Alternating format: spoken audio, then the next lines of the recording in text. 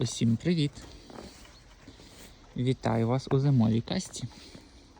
Вчора падав мокрий сніг, а за ніч нападав гарний пухкий сніжочок. Шкода, він топиться, бо доволі тепло, але дивіться, яка краса.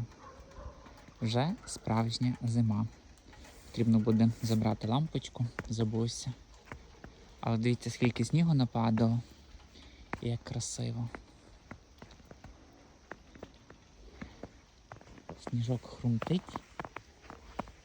Можна ліпити снігову бабу. Ось така краса. Справжня зима.